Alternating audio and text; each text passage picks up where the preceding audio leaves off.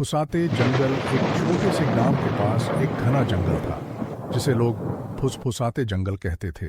गांव के लोग कहते थे कि रात के समय उस जंगल से अजीब फुसफुसाने की आवाजें आती हैं। कहते थे कि जो भी उस जंगल में गया वो कभी वापस नहीं लौटा।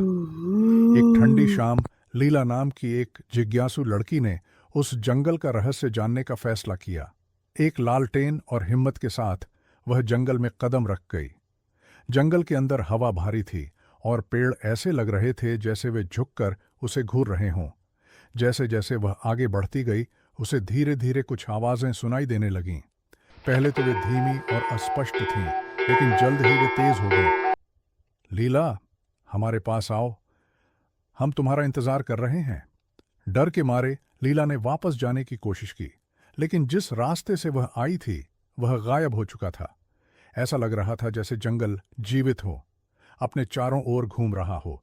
उसकी लालटेन टिमटिमाने लगी और पेड़ों पर अजीब छायाएं नाचने लगीं। फिर उसने उन्हें देखा, धुंध और परछाई से बने अजीब प्राणी जिनकी खोखली आंखें हल्की सी चमक रही थीं।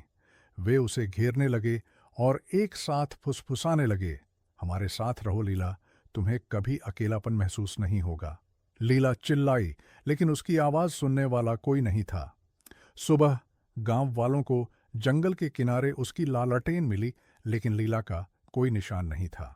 उस दिन के बाद गांव वाले कहते हैं कि लीला की आवाज भी अब उस जंगल की फुसफुसाहट में शामिल हो गई है और वह हर उस इंसान को पुकारती है जो उस जंगल में कदम रखने की गलती करता है।